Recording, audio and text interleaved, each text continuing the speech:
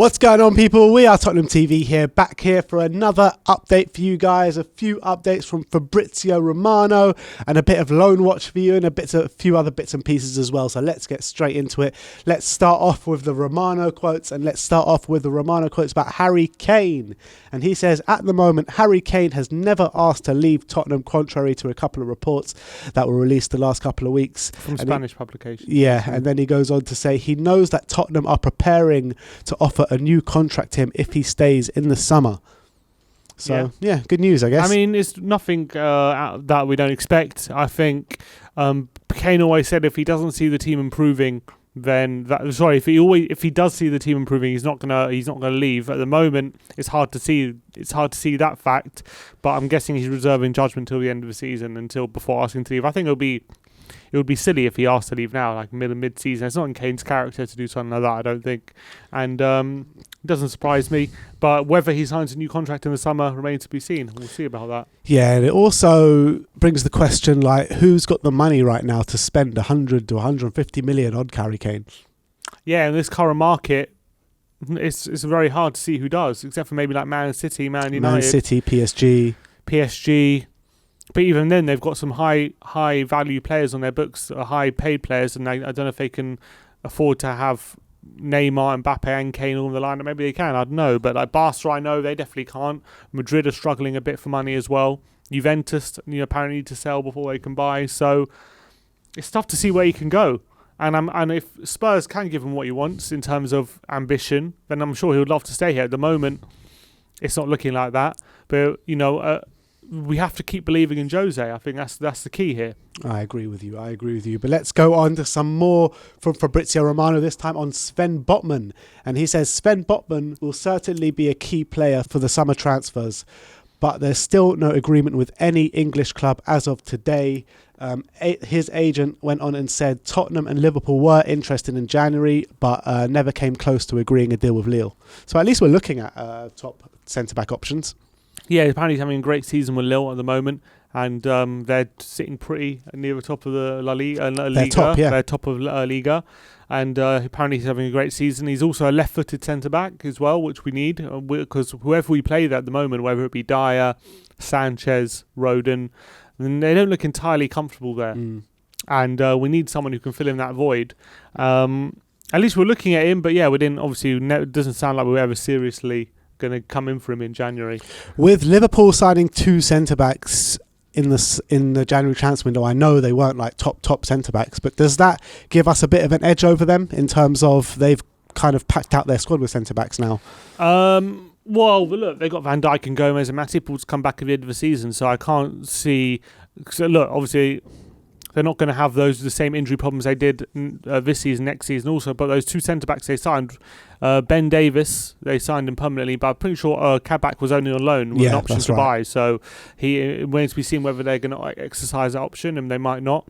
And maybe I think it's more the fact they got their centre-backs coming back, which might see them not dip into the market in the summer as they did in January, as they're looking to in January. Let's move on. This one on Nicolo Barela, absolutely having an astonishing season for Inter Milan. Romano goes on to say that he's actually alongside Marco Verratti as the top Italian centre mid in that league at the moment. Wow. So yeah, I know he's been playing really well, and that was someone I really want. He's like a multifunctional midfielder. To put him alongside someone like Marco Verratti is big praise, you know what I mean? Mm-hmm. But the quotes are that, first of all, it's unfortunate that it doesn't look like he will be leaving into this summer. It doesn't look like he will be joining Tottenham, because he is always a player that has been linked with Tottenham over the past couple of years. But the quote from Romano is, what I'm told is that Inter are not looking to hear any bids for Barella in the summer.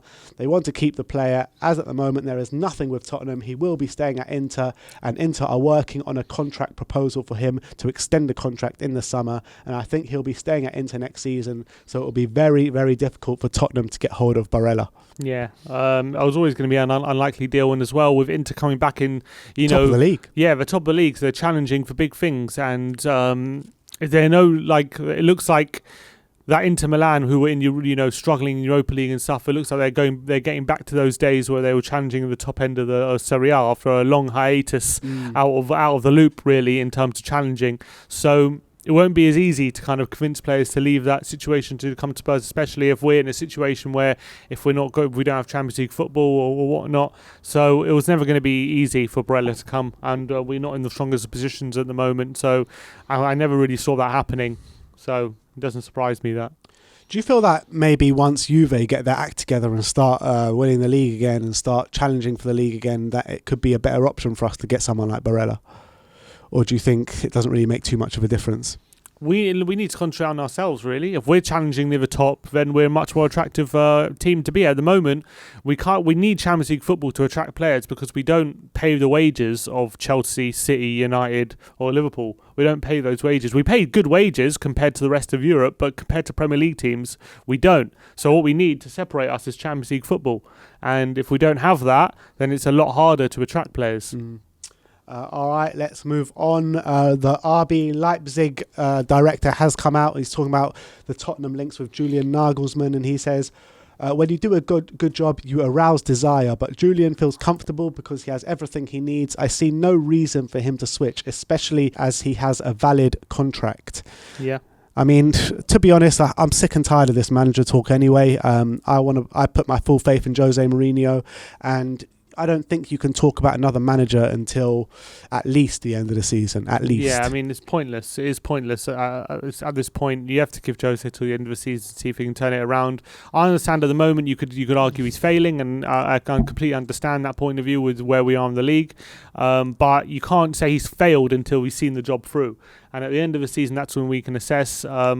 I wonder if we have been talking to other managers or not. I hope we haven't, because that doesn't send a good message. But we know Spurs, that's how they tend to do things. I remember, you got to remember Martin Jol.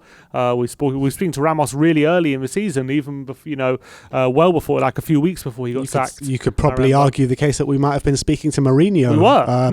We were. So there definitely, you go. We were definitely speaking to Mourinho a few weeks before we sacked Pochettino as well. That's definitely for sure. So this is how Tottenham tend to do their business. But I just hope that usually when that happens, it's just not good. It's not good. Usually it means like that they're losing faith in the manager, and it usually only goes one way after that point. But hopefully it doesn't go that same way, and we need to have full belief, because Mourinho, we know what he can bring if he's backed and supported, and I still believe he can be that for Spurs. You have to give him the chances in the cups and a chance to improve the league form before we start reacting by looking at other managers. But I would say, in terms of how Daniel Levy kind of does his business like that, in terms of speaking to a manager before the manager's actually sacked, it's better to do that as opposed to what Arsenal did when they sacked Unai Emery, you know what I mean? Yeah, that's the worst thing you can do, I think. Leave a team in limbo. And you saw their form. Get someone like Freddie Ljungberg in for a few months. It's just absolutely ridiculous. I know, the worst thing about that was like Ljungberg didn't even know what the situation was. He was like, I just hope they either give me a contract or they just tell me they're going to sign a manager, because at the moment I'm in limbo. I don't know what I'm doing. He was saying in interviews like, I need them to make a decision. And it was a ridiculous situation. They kept losing game after game, and it was awful.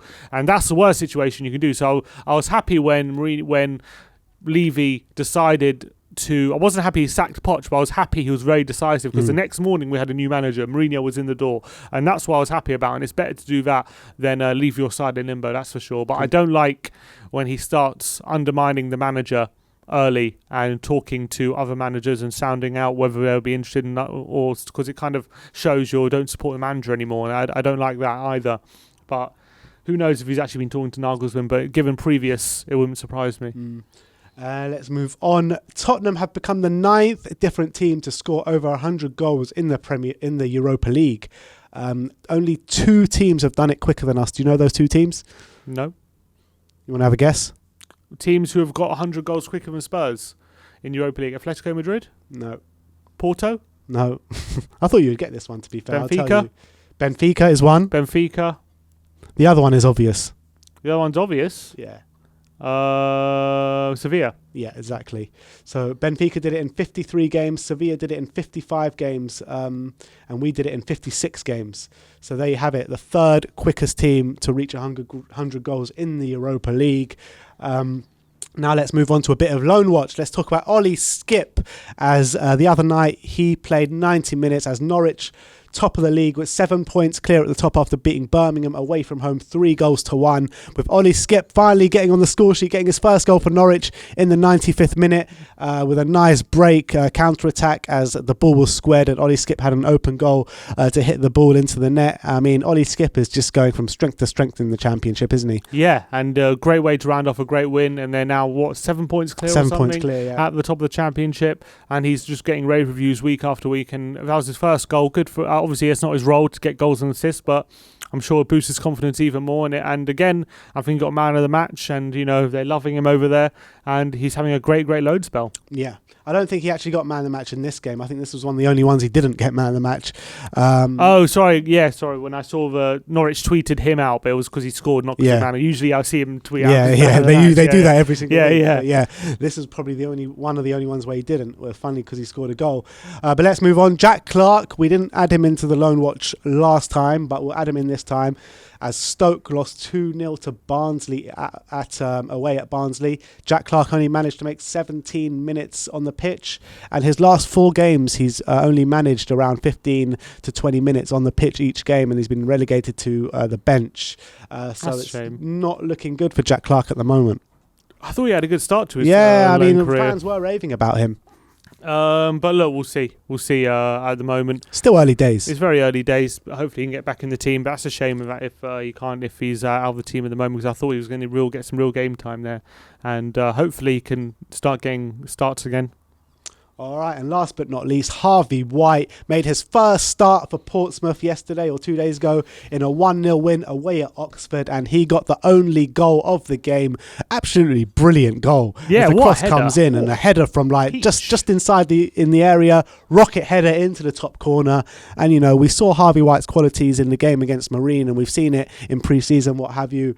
And now he's starting to show it in senior football in League One. His first senior goal in his career in a 1-0 win against Oxford, and it just shows how well the academy is doing at the moment. It's a bullet header from the edge of the box, like right in the corner as well, so fantastic finish, really hard to do, so impressive. I saw his post-match interview as well with the Portsmouth channel. He looked absolutely buzzing to have scored the winner on his first start, so yeah, that should give him a lot of confidence, and I'm happy for him. And also with Sessegnon, he tweeted out yesterday he was watching Delhi.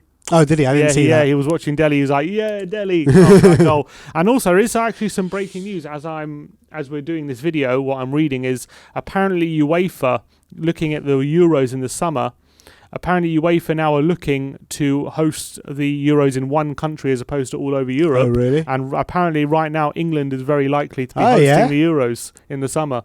That could be really cool. Apparently, according to a lot of sources going around at the moment, that England have been given a boost in their hopes to host the Euros on their own, as UEFA are looking to opt for a sole host of the competition. So we could be in for a mental summer this year. Yeah, imagine the Tottenham Stadium will probably be used in that as well. For sure it'll be used. Definitely, it could even be used for one, quarters or semis or something for sure, because it's one of the best stadiums in England. So that's some exciting news that hopefully we can look forward to. Will it be full capacity stadiums in the summer? Probably not. No, probably not. But it will definitely be fans in. Yeah, but it probably won't be. But yeah, how exciting that could possibly be.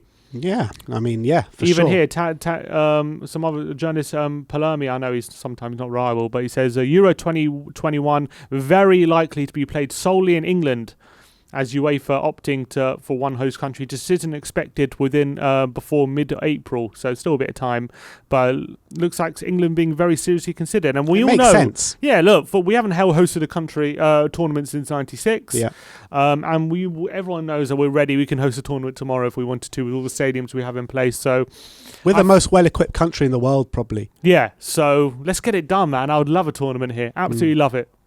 All right, so there you have it. That is our Tottenham update for today. Let me know in the comment section below if you have any thoughts regarding anything we spoke about. Like, subscribe and comment. And as always, come on you Spurs.